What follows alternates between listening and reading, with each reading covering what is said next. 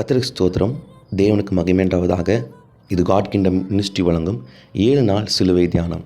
இன்றுக்குரிய 4ஆம் வார்த்தையை நாம் தியானிக்கலாம். என் தேவனே, என் தேவனே, ஏன் என்னை கைவிட்டீர்? மத்தேயு 27ஆம் அதிகாரம் 46ஆம் வசனம். பின்னணி குறிப்புகள்.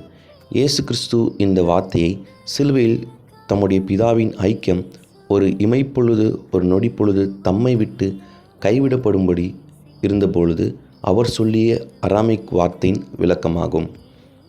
அற்ப காலம் உண்ட கோபத்தினால் என் முகத்தை இமைப்பொழுது உனக்கு மறைத்தேன் என்ற வார்த்தையின்படி அவர் இமைப்பொழுது அவர் பிதாவின் ஐக்கியத்திலிருந்து அவர் விலக்கப்பட்டார்.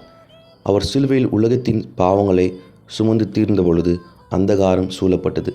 இந்த பிரிவை தாங்காமல் அவருடைய அன்பிற்காய் ஏக்கமுற்றார். அப்போ நாமும் நம்முடைய வாழ்க்கையில் தேவனுடைய ஐக்கியத்திற்காக ஒவ்வொரு நாளும் ஏங்கி நாம் நிற்போம். கர்த்தர் பெரிய காரியம் செய்வாராக. ஆமென்.